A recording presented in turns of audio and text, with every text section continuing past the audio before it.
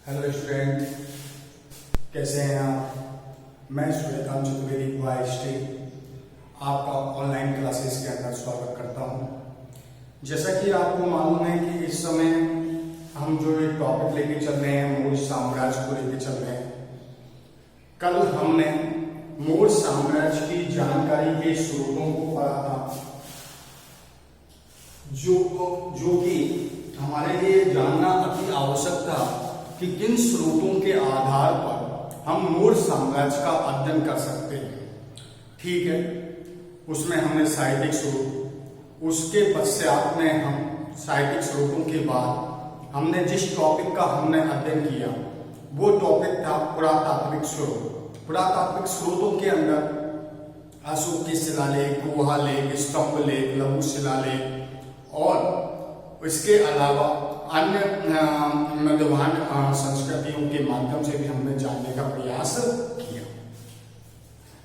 आज हम जिस टॉपिक को लेने जा रहे हैं वो है, हम शासकों के बारे में पढ़ना चाहते हैं। इस कड़ी के अंदर मौर्य साम्राज्य के अंदर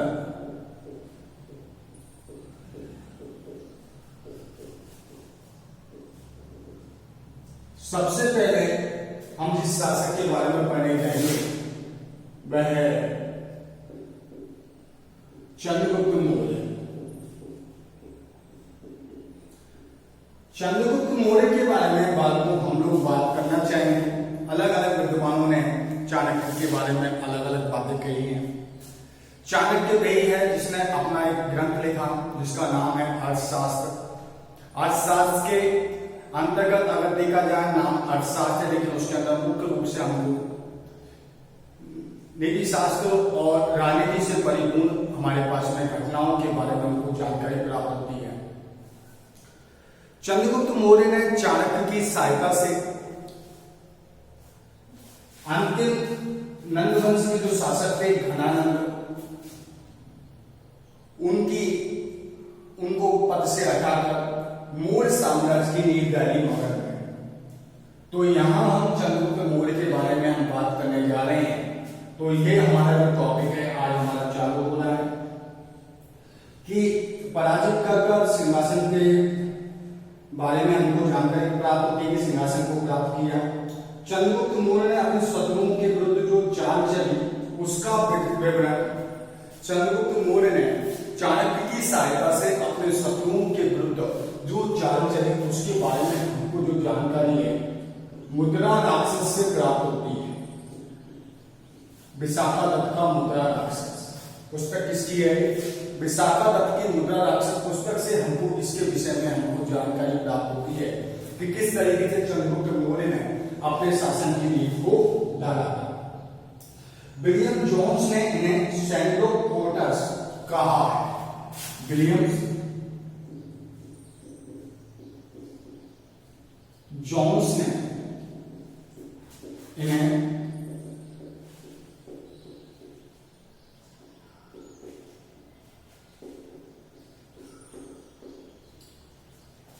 सैंडो पोर्टस क्या कहा है बेटा? सैंडो पोर्टस कहा है। सैंडो पोर्टस के रूप में चंद्रगुप्त की पहचान की है। किस रूप में पहचान की है? सैंडो पोर्टस के रूप में चंद्रगुप्त की पहचान की है।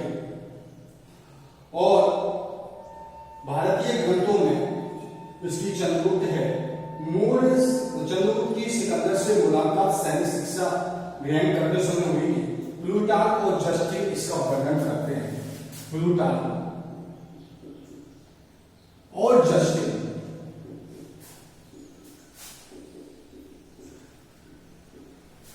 इसका वर्णन करते हैं कि जिस समय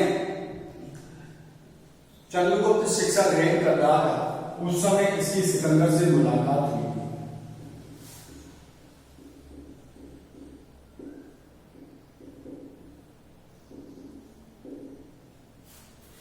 किससे मुलाकात हुई थी? सिकंदर से मुलाकात हुई थी।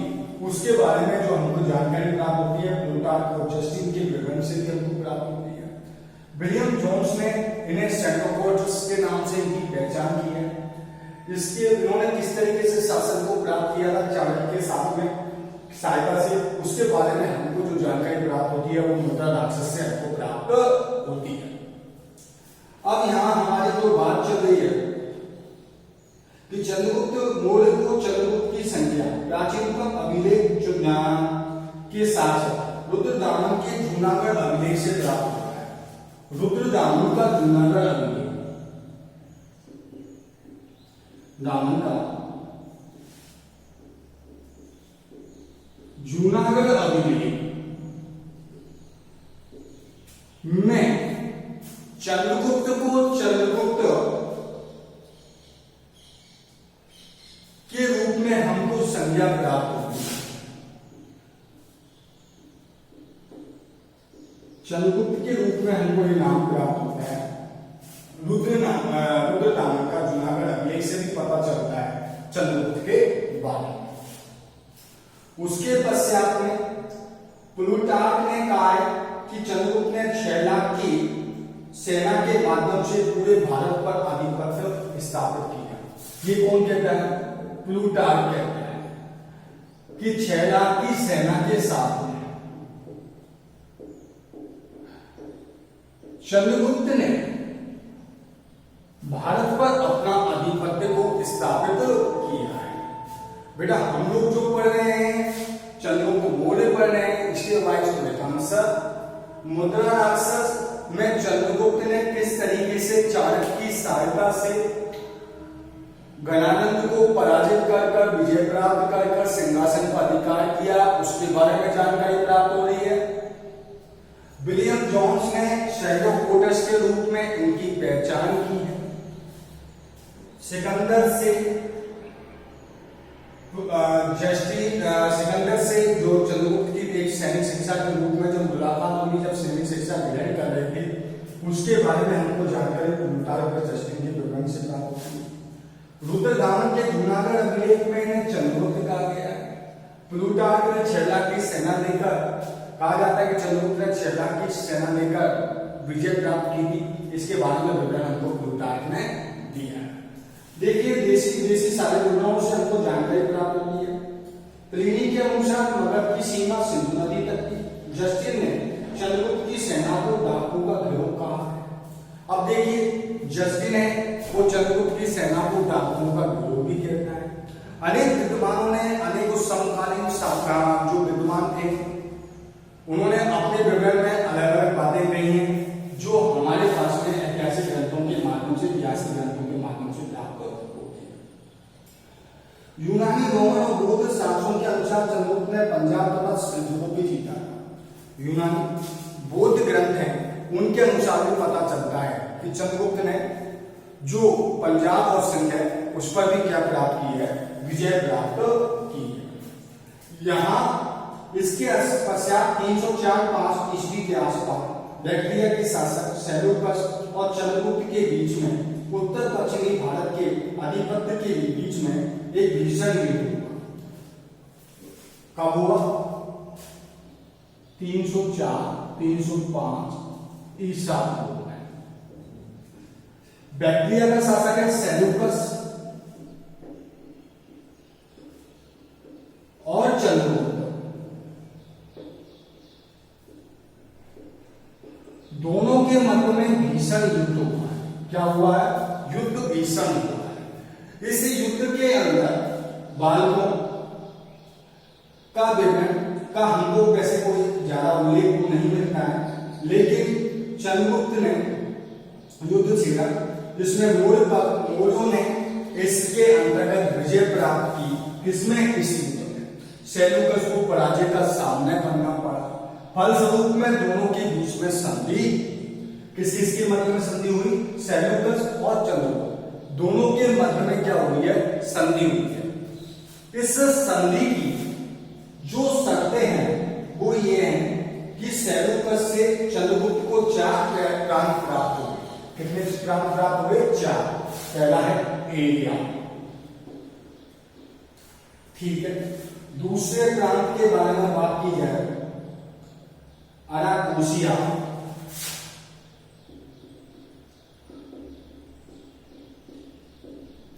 एरिया, अराकोसिया तीसरा प्रांत था जेरोसिया,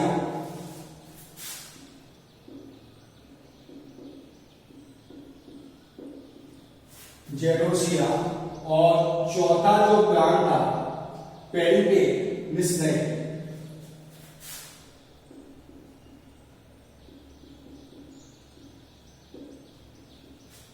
पेरिपे मिस्र। ठीक है, 4 प्रांत प्राप्त हुए,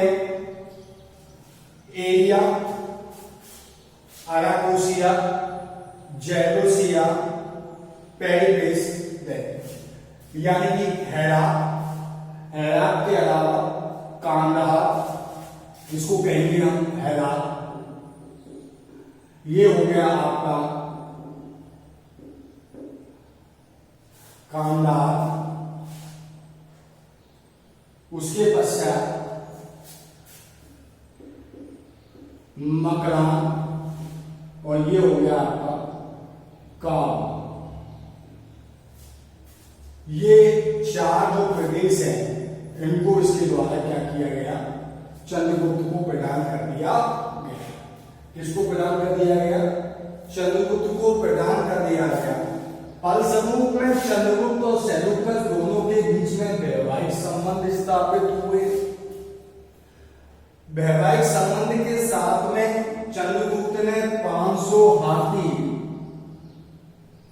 उपहार में सेल्यूकस को प्रदान किए।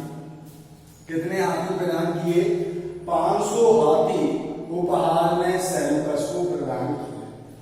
देखिए 304-305 ईसा पूर्व में बैक्ट्रिया के शासक सेल्यूकस और चंद्रगुप्त दोनों के बीच में युद्ध हुआ। सामान्यतः कहा जाता है यह युद्ध का जो पक्ष है वो चंद्रगुप्त के पक्ष में था, यानी कि चंद्रगुप्त को विजय प्राप्त हुई। फलस्वरूप में सेल्यूकस ने एरिया, अराकोसिया, जेरोसिया, पेरिपेस यानी कि हेरात, कांदाहार, मकरान और काबुल के प्रदेश किसको दिए, चंद्रगुप्त को दिए। चंद्रगुप्त और सेल्यूकस दोनों के बीच में वैवाहिक संबंध स्थापित हुए। सेल्यूकस ने अपनी पुत्री का विवाह चंद्रगुप्त के साथ किया। 500 हाथी चंद्रगुप्त ने उपहार में दिए। इसके बारे में हमको जानकारी प्राप्त होगी। ठीक है, सेल्यूकस ने अपने दरबार में, चंद्रगुप्त के दरबार में एक यूनानी राजदूत भेजा जिसका नाम था मैगस। क्या नाम था, मैगस। इसके द्वारा एक पुस्तक लिखी गई जिसका नाम है इंडिका। क्या नाम है, इंडिका नामक पुस्तक इसके द्वारा लिखी गई। किसके द्वारा, चंद्रगुप्त के द्वारा, सॉरी मैगस्थनीज के द्वारा इंडिका नामक पुस्तक लिखी गई। ठीक है, तो यहां पर हम बात कर रहे हैं 500 हाथी दिए। कितने हाथी दिए, 500 हाथी। ठीक है, यहां इसने पुस्तक लिखी मैगस्थनी ने, उसका नाम इंडिका है। ठीक है, चंद्रगुप्त का साम्राज्य अफगानिस्तान, उत्तरी पश्चिमी भारत, बिहार, बंगाल, उत्तर प्रदेश, पंजाब, गुजरात, उत्तरी मैसूर के कुछ भागों तक था। इसने चंद्रगुप्त ने अपने साम्राज्य की राजधानी पाटलिपुत्र से शासन किया, जिसका लेटिन नामों में पहली पालीग्रोथा, पालीग्रोथा, पालीग्रोथा नाम से उल्लेख होता है। यानी कि चंद्रगुप्त ने जो शासन किया था वो अपनी राजधानी पाटलिपुत्र से किया था। किससे किया था, पाटलिपुत्र। यूनानी ग्रंथों में पाटलिपुत्र का यूनानी ग्रंथों में पाटलिपुत्र का जो नाम होता है पालीग्रोथा, पालीग्रोथा।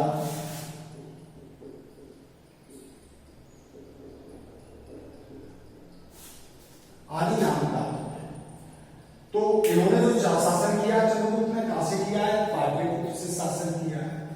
यूनानी ग्रंथों में इसका नाम पालिपुत्र प्राप्त होता है। उसके पश्चात में अगर बेटा देखा जाए, पुराणों के अनुसार चंद्रगुप्त ने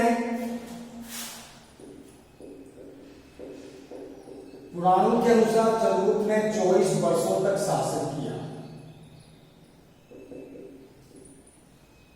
कितने वर्षों तक शासन किया? 24 वर्षों तक शासन किया। कहा जाता है जिस समय मगध में अकाल पड़ा, क्या पड़ा? अकाल पड़ा, या फिर शासन किया, या फिर हम कह सकते हैं जैन परंपरा के अनुसार जीवन के अंतिम समय में इन्होंने जैन धर्म स्वीकार कर लिया और बिंदुसार को सिंहासन पर छोड़ दिया, पक्ष में सिंहासन छोड़ दिया। इन्होंने जैन संत भद्रभाव, जैन संत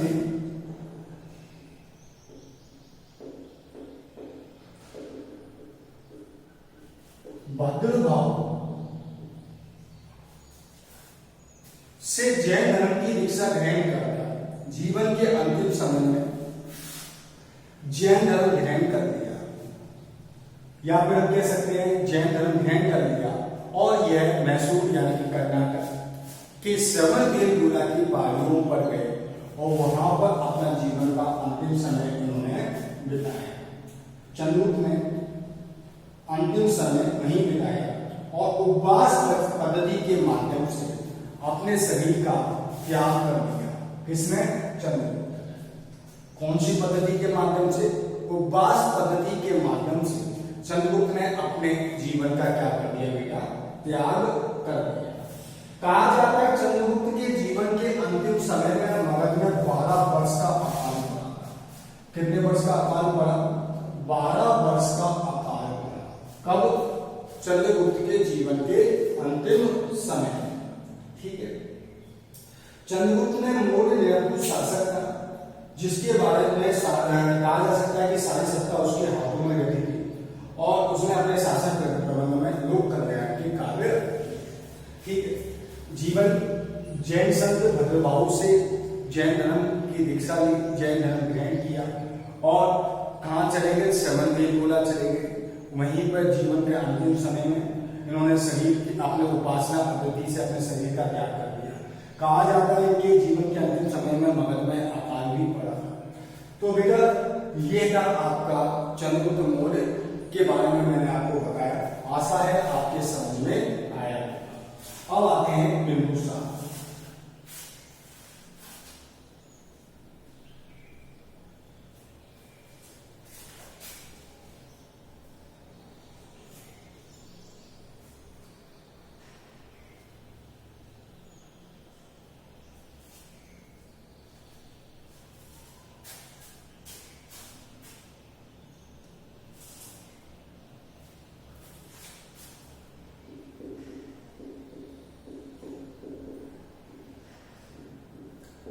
चंद्रगुप्त मौर्य के बाद में बिंदुसार के पक्ष में सिंहासन छोड़ दिया, उत्तराधिकारी बने। इन्हें जैन परंपरा के अनुसार बिंदुसार की माता का नाम दुर्धरा था। किसके अनुसार? जैन परंपरा के अनुसार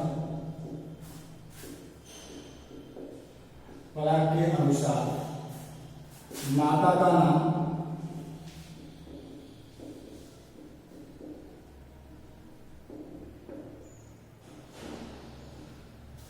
दुर्धरा था।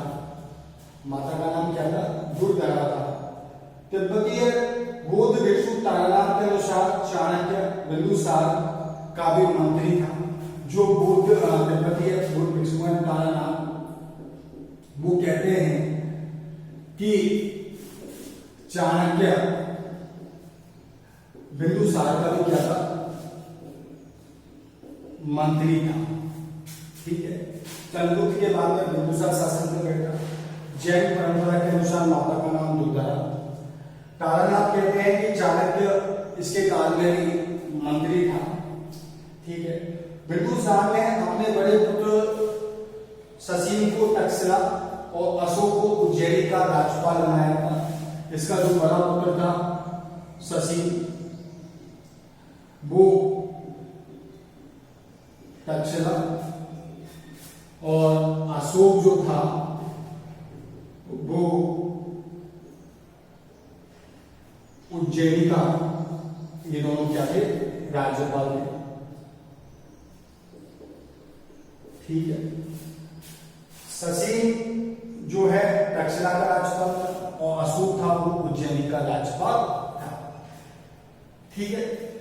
इसके पश्चात में अगर बात की जाए, दिव्या बदान के अनुसार उत्तरापद की राजधानी तक्षशिला में विद्रोह को शांत करने के लिए बिंदुसार ने जब अशोक को भेजा, इसके काल में तक्षशिला में क्या हुआ, विद्रोह हुआ।